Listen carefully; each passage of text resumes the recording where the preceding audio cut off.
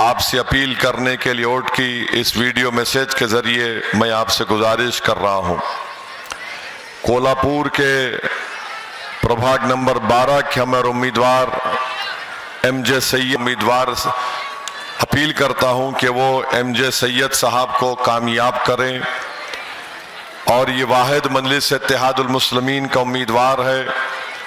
बावजूद इसके कि अजीत पवार के राष्ट्रवादी कांग्रेस के लोगों ने एमजे सैयद को डरा धमका कर उठा कर लेकर गए, उसको डराया कि अगर तुम नहीं विड्रॉ करेंगे तो तुमको हम फुला करेंगे, ये करेंगे।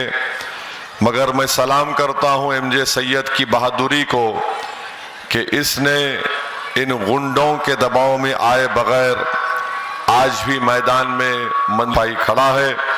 मैं कोल्हापुर के अवाम से अपील करता हूं कि पतंग के निशान पर एमजे सैयद को वोट देकर कामयाब करें। अब आ जाइए अहमदनगर के प्रभाग नंबर 4 के मैं समद खां साहब की मुख्तसर और बड़ी अच्छी तकरीर को सुन रहा था। एक बात समझ में नहीं आई कि समद खां साहब बोल रहे कि मैं बुढ़ा हो जा रहा हूँ, मैं ऐसा हो जा रहा हूँ। समद खां साहब आपकी उम्र क्या है? मेरे से 1 साल छोटे है। हमेशा कहता हूं कि मैं अभी तो जवान हूं।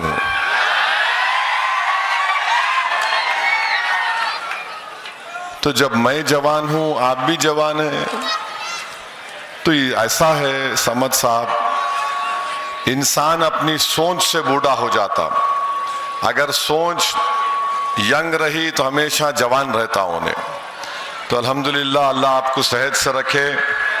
ये आपका बड़ापन है कि आपने जो बातें कही हैं, मुझे यकीन है कि हमारे हाजी साहब और मोहतरमा शहनाज खालिद शेख और मोहतरमा सलमा जाकिर शेख के ये तमाम लोग ना सिर्फ आपके साथ रहेंगे, जैसा आपने कहा आपके बाजू रहेंगे, बल्कि इंशाअल्लाह ताला प्रभाग नंबर 4 में जो अवाम की तकालीफ होगी वो इंशाअल्लाह ताला उन तकालीफ को दूर भी करेंगे। और हमारे भाई ने तकरीर में कहा कि वो बड़ा फैसला लेकर मजलिस इत्तेहादुल मुस्लिमीन में आए हैं। मैं उनको इस बात का तयक़ुन देता हूँ कि इंशाअल्लाह ताला हम आपके भरोसे को शर्मिंदा होने नहीं देंगे। जहाँ कहीं भी आपको मेरी भी ज़रूरत पड़ी तो मैं भी हिंदुस्तान के अगर किसी कोने में रहा तो जल्द से जल्द अहमदनगर को और आपके प्रभाग नगर 4 में पहुंचने की पूरी कोशिश करूंगा। और हाजी साहब ने कहा कि वो 250-300 बच्चों को तालीम दिला रहे हैं। ये बहुत ही बड़ा और नेक काम है। अगर हम मुसलमान गरीब बच्चों को तालीम के जेवर से आरास्ता कर देंगे, इससे बड़ा काम हम कुछ नहीं कर सकते। इनको तालीम याफ्ता बना लें तो इंशाअल्लाह ताला वो खुद ताकतवर बन जाएंगे। मैं उनका भी शुक्रिया अदा करता हूं। और ये जलसा ख़त्म करके मुझे प्रभाग नंबर 10 में जाना है। वहाँ पर भी वहाँ की आवाम से मुलाकात करना है। वहाँ जलसे का परमिशन नहीं मिला तो कम से कम मैं जाकर वहाँ के जिम्मेदारों से मुलाकात करके उनसे मैं गुजारिश करूँगा कि प्रभात नगर 10 से मोहतरमा शाइस्ता, तनवीर पठान और जनाब खुर्शीद सादिक सैयद साहब को वो वोट देकर कामयाब करें। मेरे अजीज़ दोस्तों और बुजुर्गों, 15 तारीख के दिन जैसा कि समद साहब ने कहा, अगर आप ये 6 मजलिस के उम्मीदवारों को पतंग के निशान पर बटन दबाकर कामयाब करेंगे तो हमारी तायीद के बगैर कोई भी नगर में महापौर नहीं बना सकेगा इंशाअल्लाह ताला। हम बादशाह घर के मौक़िफ़ में रहेंगे, जिसको चाहे उसके सर पे ताज रखेंगे और जिसको हम पसंद नहीं करते उसको तख्ते पे लिटा देंगे। तो मेरी आपसे गुजारिश है कि आप हमारी इस बात को सच साबित करिए और अपने एक एक वोट का इस्तेमाल पतंग के निशान पर करिए। याद रखिए, दुश्मन भी यही चाहता है कि समद खान और उनके 3 साथियों की तरह कोई बहादुर और बेबाक कॉरपोरेटर मुंतखब ना हो जाए। उनका मकसद एक ही है कि यहां से ऐसे लोगों को कामयाब करवाया जाए जो उनकी गुलामी कर सकें। समद खान और उनके 3 साथी कामयाब होंगे। इस प्रभाग से 4 उम्मीदवार मंजलिस के मुंतखब होंगे तो जालिमों को शिकस्त होगी, इनका जुल्म खत्म होगा और इनका जो गुरूर और तकब्बुर है कि हमारे पास बहुत दौलत है, वो दौलत की भी शिकस्त होगी। तो मेरी प्रभाग नंबर 4 के तमाम राय दहिंदगान से खास तौर से अपील है, मैं असदुद्दीन ओवैसी आपसे गुजारिश कर रहा हूं कि आप इनको ना सिर्फ भारी अक्सरियत से 4 को मुंतखब करिए, बल्कि जो मुकाबले के लिए आ रहे हैं उन तमाम की जमानत जब्त करवा कर आप एक पैगाम दीजिए कि दौलत काम में नहीं आती, खिदमत खल्क और उसका जज्बा काम में आता है। जो लोग दौलत की ताकत पर राजनीति को गंदा कर रहे हैं, ऐसे लोगों से हमको दूर रहने की जरूरत है। और अगर 14 की रात ये लोग हजरत इबलीस के एजेंट बनकर नोट बांटेंगे, पूरे हिंदुस्तान में दलितों अगर नोट बांटेंगे तो आपका काम यह है फोटो लेना, वीडियो बनाना, उसको वायरल करना। और अगर वो ज्यादा डरा रहे तो ले लीजिए, समद भाई को पूछिए, बैतुल खला बनाएंगे उनके नाम से। पूरे हिंदुस्तान में जो पैसे दे रहा उसके नाम से बैतुल खला बनेगा इंशाअल्लाह। तो आप तैयार है ना भाई? मगर पैसे मत लीजिए। याद रखिए, अल्लाह रज़्ज़ाक़ है, इंसान कुछ भी नहीं कर सकता। और मैं खास तौर से हमारी माँ और बहनों से गुजारिश कर रहा हूं कि मैं आज जब दोनों दरगाह शरीफ को गया, जो मोहब्बत का इजहार हमारी इज्जतदार माँ और बहनें कर रही थी, मुझे यकीन है समद खान साहब कि 99 नहीं बल्कि 100% ख़वातीन का वोट पतंग के निशान पर दबने वाला है इंशाअल्लाह ताला।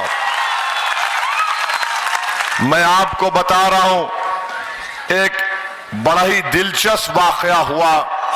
बिहार में इलेक्शन हुआ, हम 5 सीट जीते और इलेक्शन जीतने के बाद मैं वापस गया उन तमाम 5 असेंबली हल्के जात में उनका शुक्रिया अदा करने के लिए।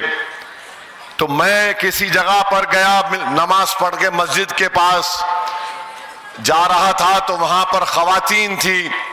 उन्होंने मुझसे कहा कि ओवैसी साहब, आपको मालूम हम कौन हैं? मैंने कहा मुझे क्या मालूम। बोले हम वो लोग हैं जो हमारे घर के मर्द लोग राजद का काम करते, यानी लालू की पार्टी का काम करते। वो हमारे घर में सबको बुलाकर बोले लैंटेन को वोट दो, मगर हम तमाम खवातीन ने खामोशी से ये तय कर लिया, 15 खवातीन ने, हम ओवैसी को पतंग छाप को वोट देंगे और हमने आपको वोट दिया। तो ये है मामला। तो जो लोग मंजलिस की मुखालिफत भी कर रहे, तुम कर लो, तुम्हारे घर का वोट तो पतंग को मिलने वाला है इंशाअल्लाह ताला। ये होने वाला है, देखो आप हंस रहे, होने वाला है। मंजलिस जब 1962 में जब हमारे मरहूम कायद सालार मिलत इलेक्शन लड़े, 62 में साड़ियां बांटी गई थी। सोचो आप, 62 में। तो एक इलाका है मक्का मस्जिद 4 मीनार के पीछे महाजरीन कैंप बोलते, वहां पर एक मरहूम लीडर थे हनीफ साहब, अल्लाह उनकी मगफरत करे। हनीफ साहब की वालदा उन्होंने ये बोले सालार को बुला के फिक्र मत करो, साड़ियां दे दिए, हम वही साड़ी पहन के जाके तुम्हारे को वोट देंगे सलाहुद्दीन ओवैसी। तो ये काम हुआ है। तो ये जमात यहां तक जो पहुंची है, इसमें हमारे खवातीन का बहुत बड़ा अहम रोल रहा है, बहुत बड़ा अहम रोल रहा है। ऐसे ऐसे खवातीन हैं जिनको हम जानते भी नहीं, मगर पोलिंग के दिन एक शेरनी की तरह वो रोल अदा करती है मजलिस की कामयाबी के लिए। मैं उन तमाम खवातीन को सलाम करता हूं। हमारे मौजूदा एमएलए चार मीनार के मीर जुल्फकार अली साहब पहले कॉरपोरेटर थे, समद भाई। वो जुल्फकार साहब कॉरपोरेटर का इलेक्शन लड़े। उस वक्त का चीफ मिनिस्टर एनटी रामाराव थे। एनटी रामाराव की ताईद में तेलुगु देशम के रायलसीमा के इलाका है आंध्र प्रदेश में, वहां से बास तेलुगु देशम के लोग आए और बम फेंके पोलिंग बूथ के ऊपर। वहां पर बम मिलता, बकेट में मट्टी रहती, बम रहता, सब बम फेंके। सालार गाड़ी में है मेरे वालिद मरूम, एक हमारी मां पैर पे जख्म लगा, खून निकल रहा पोलिंग बूथ के पास। सालार बोले उठाओ इनको, पर दवा खाने लिख जाओ। तो उस हमारी बहादुर मां ने कहा सालार खून तो बह रहा है, 2 मिनट मेरे को खाली बूथ पे लिख जाओ, मैं बैलेट पेपर था उस समय, मैं मोहर मार के दवा खाने को जाती। खून निकल रहा था पैर से।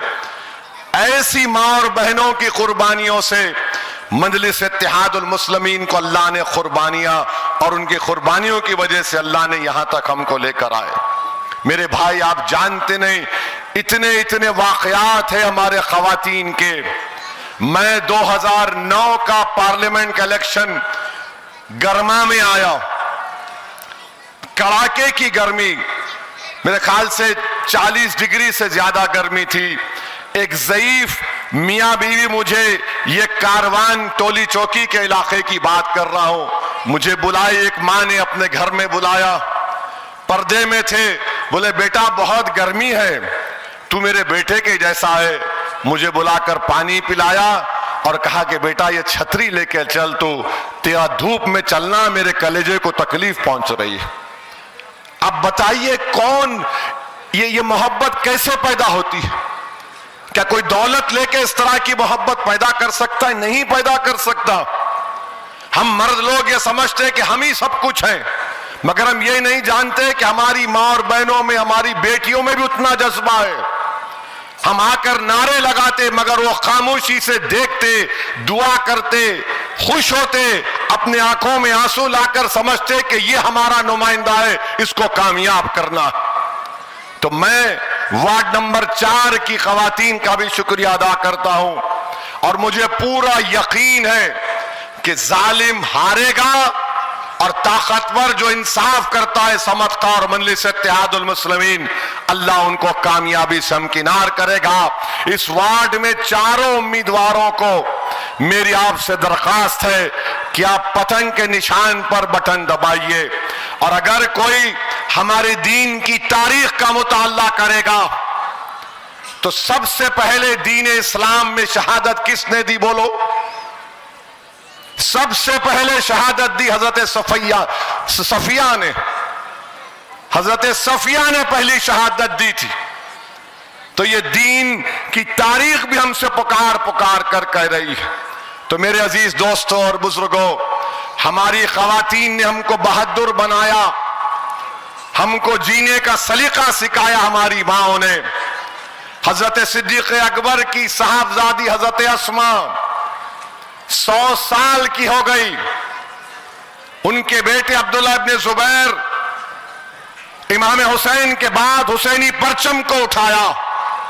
अब्दुल्ला इब्ने जुबैर मक्के का जो हिस्सा है, वहां उनके हाथ पर लोगों ने बैत की थी। हज्जाज बिन यूसुफ आया, जालिम था, उनके साथ जितने लोग थे कम पड़ गए। उन्होंने जाकर अपनी ज़ईफ मां से कहा कि अम्मा, अब कल शायद मेरी जिंदगी का आखिरी दिन है। तो मां ने उनसे पूछा, बेटा पहले ये तो बता तू हक पर है? तो अब्दुल्ला इब्न जुबैर ने कहा कि हाँ अम्मा जान, मैं सच पर हूं। फिर मां ने कहा तू फिक्र मत कर। बेटे ने कहा कि मैंने सुना कि हज्जाज मार कर जिस्म से चमड़ी निकालता है। तो सुनो नौजवानों, ये जो जज्बा हम में और तुमने पैदा कैसे हुआ? हजरत अस्मा ने कहा बेटा, जब बकरी को जुबा किया जाता है उसके बाद उसको कोई तकलीफ नहीं होती, उसको कोई तकलीफ नहीं होती। अब्दुल्ला इब्न जुबैर शहीद हो गए। हज्जाज ने उनकी लाश को मक्के में लटका दिया और हज्जाज ने पैगाम भिजाया कि मैं हजरत अस्मा से मिलना चाहता हूं। हजरत अस्मा सिद्दीक अकबर की साहबजादी थी। उन्होंने कहा आओ बोलो उसको, मैं उसके पास नहीं जाऊंगी। हज्जाज गया और कहा कि देखा मैंने तेरे बेटे को लटका दिया, वो लटक रहा है 2 दिन से। तो मां ने बड़ा खूबसूरत जवाब दिया, सुन हज्जाज, मेरा बेटा लटक रहा है, मेरा बेटा झुका नहीं तेरे जुल्म के सामने। तो मेरे अजीज दोस्तों और बुजुर्गों, ऐसी माओं ने हमको जीने का सलीका सिखाया कि हम जालिम के आगे झुकेंगे नहीं, इसकी दौलत के आगे बिकेंगे नहीं।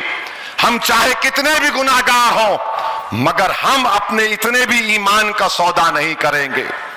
ये लोग जो दौलत के बलबूते पर, अरे ये कारून का खजाना खत्म हो जाएगा, जो दौलत के बलबूते पर समझता है ताकत है, अरे दौलत खत्म हो जाएगी। अगर दौलत ही पैमाना होता तो शद्दाद का खजाना खत्म नहीं होता। तो मेरे अजीज दोस्तों और बुजुर्गों, ये जन्नत शद्दाद को मत देखिए। हमारा काम जुस्तजू करना है, पार्टी को लेकर आगे बढ़ना है। मजलिस इत्तेहादुल मुस्लिमीन आपकी आवाज है, इसको मजबूत करिए। 15 तारीख को अपना एक वोट पतंग के निशान पर डालिए। और सही कहा समद खान ने, ये पुकारते लोग। बिस्मिल्लाहिर्रहमानिर्रहीम। मेरे अजीज दोस्तों और बुजुर्गों, हम खवातीन के बारे में आपसे अर्ज कर रहे थे। गो ये इंतखाबी जलसा है, मगर मैं इस मौके का फ़ायदा उठाते हुए हमारे नौजवानों से अपील करूंगा कि अपनी माँओं की इज्जत करो। और माँ से बड़ी कोई दौलत दुनिया में नहीं है। शायद ये टीपू सुल्तान का वाक़या है कि एक मर्तबा टीपू ने रहमतुल्लाह अलैह ने शेर का शिकार किया या कोई जंग में कामयाबी मिली, तो उनके वालिद ने कहा कि ये बहादुर मेरी वजह से है।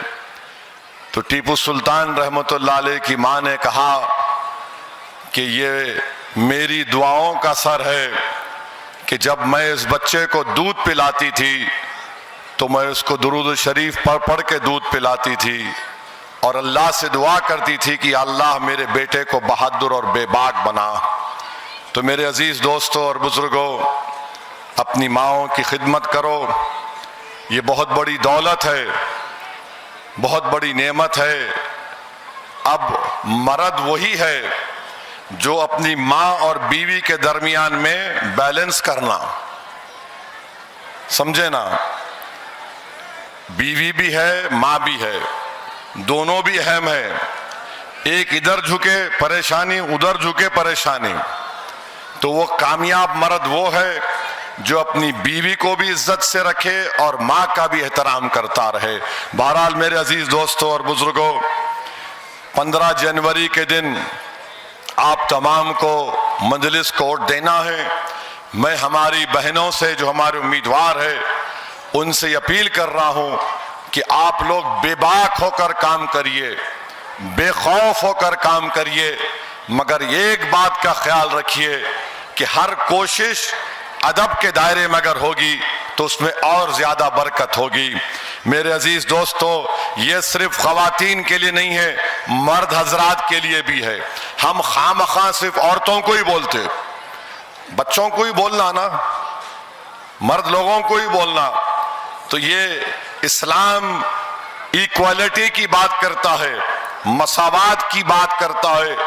कोई बड़ा नहीं, कोई छोटा नहीं, हर एक की जिम्मेदारी के लिहाज से कोई बड़ा होता है। और मेरा मानना यह है कि कभी भी बीवी से झगड़ा नहीं करना। कामयाब शादी है कि बीवी अगर कुछ बोल रही तो खामोश सुन लेना, बाहर निकल के तकरीर करना मेरे जैसा, समझे ना आप। ये कामयाबी का राज है। आप सबसे बहस कर सकते, बीवी से नहीं करना, हार जाते।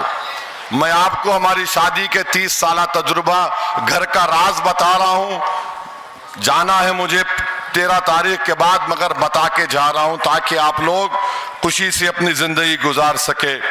याद रखिए 15 तारीख को जब आप वोट डालने जाएंगे, आप इस बात का ख्याल रखिए कि नरेंद्र मोदी की सरकार ने अजीत पवार, शिंदे, चंद्रबाबू नायडू, नीतीश कुमार, कुशवाहा, कुमारस्वामी के साथ मिलकर संविधान के खिलाफ एक वक्फ के कानून को बनाया, जिसके जरिए से बीजेपी और आरएसएस मस्जिद, दरगाह, खानका और कब्रिस्तान को हमसे छीनना चाहती है।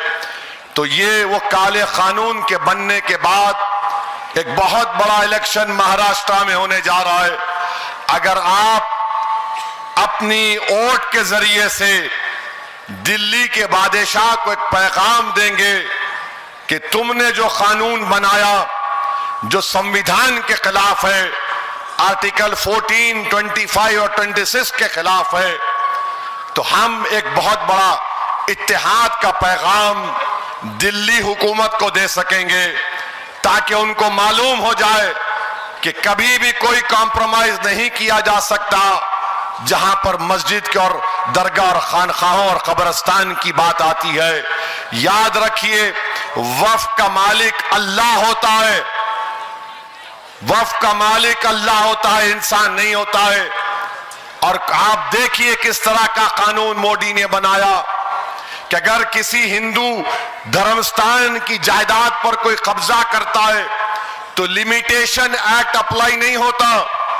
यहां पर कानून बना दिया गया कि अगर कोई जिस जमीन या जिस जायदाद का मालिक अल्लाह है उस पर अगर कोई काबिज होगा, 12 साल से काबिज होगा, तो लिमिटेशन एक्ट उस पर नहीं अप्लाई होगा। आप बताइए फिर क्या होगा? ये जुर्म नहीं तो क्या है? ये जुल्म है। वहां पर अप्लाई नहीं होगा, यहां पर होगा। यानी कोई काबिज रहेगा तो मालिक बन जाएगा क्या वो? तो इस तरह का कानून बनाया गया। दूसरी बात, मैं एक बयान दिया था कि मेरी जिंदगी में नहीं तो मेरी जिंदगी के बाद इंशाअल्लाह एक हिजाब पहनने वाली मोहतरमा या लड़की इस देश की प्रधानमंत्री बनेगी। उस पे आसाम के मुख्यमंत्री, इंशाअल्लाह उसके आसाम के मुख्यमंत्री बोल रहे नहीं बन सकती। अरे कैसा नहीं बन सकती? भारत का जो संविधान जिसको बाबा साहिब अंबेडकर ने बनाया, पाकिस्तान के संविधान में लिखा हुआ है कि एक ही समुदाय का यानी मुसलमान ही बन सकता। हमने जो संविधान बनाया अपने लिए, जो बाबा साहिब अंबेडकर ने बनाया, उन्होंने कहा कोई भी बन सकता है बशर्ते कि वो भारत का नागरिक हो, 25 साल से ज्यादा उसकी उम्र हो, पागल ना हो, दीवाना ना हो। आपका ये बोलना आप समझ गए मैं क्या बोल रहा हूं। मगर आप बताइए आखिर क्या नफरत है तुमको? क्या नफरत है तुमको? बहरहाल इंशाअल्लाह ताला ये नफरत की दीवारें खत्म होगी, मोहब्बत आम होगा। और ये बार बार मुस्लिम बाहुल इलाकों में जाकर बोलना या बांग्लादेशी है, जन्म पत्र मत दो, फुला मत दो, अब तो हद हो गई। उत्तर प्रदेश के बाबा सबको पीछे छोड़ दिए। उन्होंने अपनी पुलिस को बोले कि एक इलाके में जाओ, वहां पर चेकिंग करो, तो वहां के डीवाईएसपी साहब, एसीपी साहब ने यह कहा, एक 70 साल के बूढ़े को बुलाकर कहा तुम बांग्लादेशी? वो बोला मैं अरारिया बिहार का हूं, 22 साल से इस जगह पर रह रहा हूं। तो एसीपी साहब बोले नहीं तू बांग्लादेशी है। उसने कहा नहीं हूं। बोले नहीं तू पलक तेरी पीठ दिखा। बेचारा गरीब हजरत पुलिस को देख के डर गया। उन्हें बोले अम्मा शैतान आ गया, उन्हें पीठ पलटा दिया। दोनों क्या करे, उनका फोन निकाले, ऐसा फोन निकाल के उसकी पीठ पे ऐसा रख दिए, देख फोन बोल रहा तू बांग्लादेशी है। हो बेचारा गरीब परेशान। तो मैं ये बोलना चाह रहा हूं कि अब फोन रख के देख रहे, काश ये बीजेपी आरएसएस के लोग, भारत के वो करोड़ों लोग जो गरीब हैं, उनके पेट पर रखकर ये कोई फोन बोलता कि पेट में कितने मर्तबा खाना खाया, कितना भूखा है वो। अरे तुम फोन के जरिए से नफरत की मिसालें पेश कर रहे हो। याद रखो तुम्हारा नफरत तुमको ही एक दिन इंशाअल्लाह ताला कमजोर करके रख देगा। तो मेरे अजीज दोस्तों और बुजुर्गों, मुझे ज्यादा कुछ नहीं कहना है। समद खान साहब बोल दिए, ज्यादा नहीं बोलना, मैं देख लेता हूं। अब आप देख लो उन लोगों को, वरना मैं ज्यादा बोलने वाला था मगर नहीं बोलता मैं। अब उन्होंने देख लो, अब उनको देखना भी क्या है, उन लोगों को, उन्हें खुद बोल रहा मेरे को एक नहीं मिला खड़ा करने को। तो खैर आपका बहुत बहुत शुक्रिया, और इंशाअल्लाह ताला आपकी कामयाबी के बाद मैं जरूर यहां पर आऊंगा आप लोगों का शुक्रिया अदा करने के लिए कि आपने मंजलिस के 6 कैंडिडेट को कामयाब किया। क्या आप पूरे मिलकर प्रभाग 4 से मंजलिस को देंगे इंशाअल्लाह? जहां जहां लोग गली कूचों में खड़े हैं, ड्रोन का परमिशन नहीं मिला, कोई बात नहीं, आप जिस छत पर बैठे हुए वहां से फोन लेके डालो सोच। तो आप तमाम से मेरी अपील है कि 15 तारीख के दिन मंजलिस कोड देकर कामयाब करिए। अपना सेल फोन की लाइट खोलो, जल्दी सेल फोन की लाइट खोलो, पूरे सेल फोन की लाइट खोलो, छत वाले भी खोलो लाइट, पूरे लाइट खोलो भाई, लाइट खोलो, यहां भी लाइट खोलो। देखो ये हमारा इत्तेहाद है, जहां जहां आवाज जा रही लाइट खोलो आप सेल फोन की। तो लगाओ मेरे साथ नारा, नारे तकबीर, नारे तकबीर, नारे तकबीर। हमारा इत्तेहाद जिंदाबाद, हमारा इत्तेहाद जिंदाबाद, हमारा इत्तेहाद जिंदाबाद। अस्सलाम वालेकुम वरहमतुल्लाहि वबरकातुहू। एबीपी माझा, उघडा डोळे बघा नीट।